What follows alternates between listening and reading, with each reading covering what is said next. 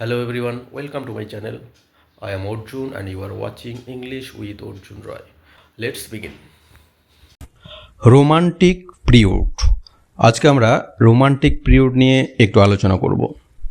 এই romantic period যা ইংরেজি সাহিত্যের একটি গুরুত্বপূর্ণ যুগ, যা সাধারণত 1798 থেকে 1837 এই সময়কাল পর্যন্ত স্থায়ী ছিল। 1798-এ উইলিয়াম ওয়ার্ডসওয়ার্থ এবং এস.টি. কোলরিজের যৌথ কবিতার বই লিরিক্যাল ব্যালাডস প্রকাশের মাধ্যমে এই যুগের শুভ সূচনা ঘটে। রোমান্টিক পিরিয়ড হলো এমন একটি যুগ যা সাহিত্য জগতে এক বিশাল বিপ্লব ঘটিয়েছিল। অষ্টাদশ শতাব্দীর শেষের দিকে শুরু হওয়া এই বিপ্লব বা আন্দোলন মূলত তার আগের যুগের অর্থাৎ নিও ক্লাসিক্যাল পিরিয়ডের অতিরিক্ত নিয়মকানুন, যুক্তি এবং কৃত্রিমত্তার বিরুদ্ধে এক তীব্র প্রতিক্রিয়া ছিল। আমরা এবারে দেখব এই পিরিয়ডের ঐতিহাসিক পটভূমি বা হিস্ট্রিক্যাল ব্যাকগ্রাউন্ড।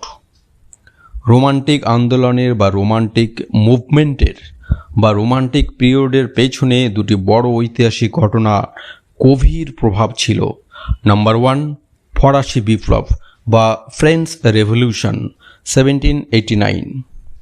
এই বিপ্লবের মূল মন্ত্র ছিল লিবার্টি, ইকুয়ালিটি এবং ফ্র্যাটার্নিটি, অর্থাৎ স্বাধীনতা, সমতা এবং ভ্রাতৃত্ব। তরুণ রোমান্টিক কবিদের দারুণভাবে অনুপ্রাণিত করেছিল। তারা সব ধরনের সামাজিক ও রাজনৈতিক শৃঙ্খলা ভেঙে মুক্ত হতে চেয়েছিলেন।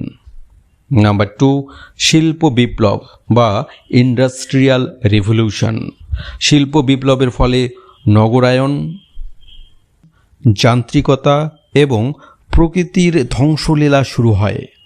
এর প্রতিক্রিয়ায় কবিরা শহর ছেড়ে গ্রামে প্রকৃতির কোলে ফিরে যাওয়ার আহ্বান জানান।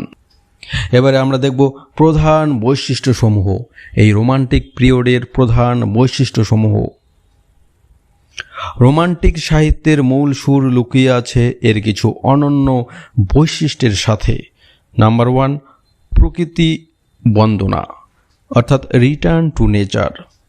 রোমান্টিকদের কাছে প্রকৃতি কেবল জড় বস্তু ছিল না, বরং প্রকৃতি ছিল এক জীবন্ত সত্তা, শিক্ষক এবং আধ্যাত্মিক পথ প্রদর্শক। বিশেষ করে ওয়ার্ডসওয়ার্থকে প্রকৃতির কবি অর্থাৎ পোয়েট অফ নেচার বলা হয়। এরপর নাম্বার 2, কল্পনার প্রাধান্য।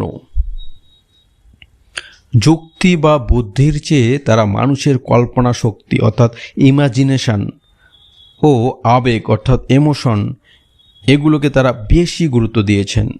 নাম্বার 3, ব্যক্তি স্বাতন্ত্র্যবাদ অর্থাৎ সাবজেক্টিভিটি অ্যান্ড ইন্ডিভিজুয়ালিজম।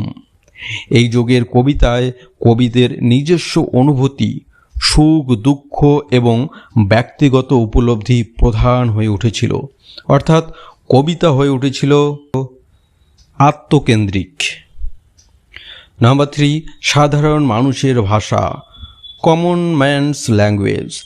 ওয়ার্ডসওয়ার্থের মতে কবিতা হওয়া উচিত সাধারণ মানুষের ভাষায়, যা সবাই সহজে বুঝতে পারে। রাজদরবার বা অভিজাত শ্রেণীর বদলে সাধারণ কৃষক ও মেহনতি মানুষ কবিতার বিষয়বস্তু হয়ে ওঠে।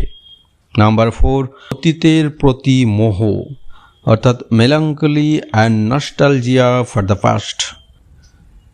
বিশেষ করে মধ্যযুগ এবং অলৌকিক বিষয়ের সুপার ন্যাচারালিজম, অলৌকিক বিষয়ের প্রতি তাদের তীব্র আকর্ষণ ছিল। এবারে আমরা দেখব এই রোমান্টিক পিরিয়ডের প্রধান কবি এবং সাহিত্যিকগণ। রোমান্টিক যুগের কবিদের মূলত দুটি প্রজন্মে 2 জেনারেশনসে ভাগ করা যায়। নাম্বার A, প্রথম প্রজন্ম অর্থাৎ দ্য ওল্ডার জেনারেশন অথবা লেক পোয়েটস। তারা মূলত প্রকৃতির শান্ত রূপ এবং আধ্যাত্মিকতাকে নিয়ে লিখেছেন। উইলিয়াম ওয়ার্ডসওয়ার্থ প্রকৃতির প্রধান উপাসক। তার বিখ্যাত কবিতাগুলোর মধ্যে Tintern Abbey, the daffodils, the solitary রিভার এগুলো অন্যতম। এস.টি. কোলরিজ অলৌকিক এবং রহস্যময় সুপার ন্যাচারালিজম এই বিষয়ের জন্য ভীষণ রকম বিখ্যাত ছিলেন। তার মাস্টারপিস হলো the rime of the ancient mariner এবং কুবলা খান। এরপর আমরা দেখতে পারি উইলিয়াম ব্লেক, তাকে রোমান্টিক যুগের অগ্রদূত বলা হয়। তার বিখ্যাত সৃষ্টি সংস অফ ইনোসেন্স এবং সংস অফ এক্সপেরিয়েন্স। এবার আমরা দেখব দ্বিতীয় প্রজন্মের কবিদের, অর্থাৎ দ্য ইয়াঙ্গার জেনারেশন। এই কবিরা ছিলেন অনেক বেশি বিদ্রোহী, আবেগপ্রবণ এবং তারা সবাই খুব অল্প বয়সে মারা যান। নাম্বার 1, জন কিটস, সৌন্দর্যের কবি, পোয়েট অফ বিউটি। তার বিখ্যাত উক্তি beauty is truth, truth beauty. ওডগুলো যেমন ode to a nightingale, ode on a Grecian urn এগুলো বিশ্ববিখ্যাত। এরপর আমরা দেখতে পারি পি.বি. শেলি, বৈপ্লবিক ভাবধারার কবি, রেভলিউশনারি পোয়েট। তিনি সমাজ পরিবর্তনের গান গেয়েছেন। তার বিখ্যাত কবিতা ode to the west wind এবং টু এ স্কাইলার্ক। এরপর আমরা দেখতে পারি লর্ড বায়রন। তার কবিতায় এক ধরনের একাকী, বিদ্রোহী এবং অহংকারী চরিত্রের দেখা মেলে, যাকে বায়রনিক হিরো বলা হয়। তার বিখ্যাত মহাকাব্য ডন জুয়ান। এরপর গদ্য ও উপন্যাস, প্রোজ অ্যান্ড ফিকশন। কবিতার পাশাপাশি এই যুগে উপন্যাসেও বড় পরিবর্তন আসে। জেন অস্টিন, তার বিখ্যাত বাস্তববাদী ঘরানার উপন্যাস প্রাইড অ্যান্ড প্রেজুডাইস এবং সেন্স অ্যান্ড সেন্সিবিলিটি এই যুগেই রচিত হয়। এরপর মেরি শেলি, পি.বি. শেলির স্ত্রী, যিনি পৃথিবীর অন্যতম প্রথম সায়েন্স ফিকশন ও গথিক উপন্যাস ফ্র্যাঙ্কেনস্টাইন লিখে ইতিহাস তৈরি করেন। এরপর আমরা দেখতে পারি চার্লস ল্যাম্ব, তার চমৎকার সব ব্যক্তিগত প্রবন্ধ অর্থাৎ এসেস অফ এলিয়া, তার জন্য তিনি বিখ্যাত। পরিশেষে বলতে হয় রোমান্টিক পিরিয়ড মূলত মানুষের মনকে মুক্ত করার, প্রকৃতির সাথে সংযোগ স্থাপনের এবং কৃত্রিমতা বর্জন করে সত্য ও সুন্দরকে খোঁজার একটি যুগান্তকারী অধ্যায়।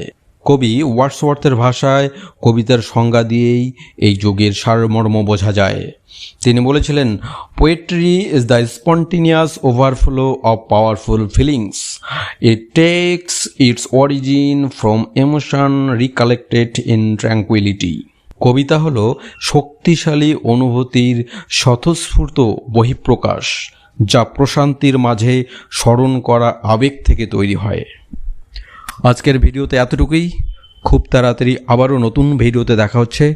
ততক্ষণ take care, tata bye, thank you.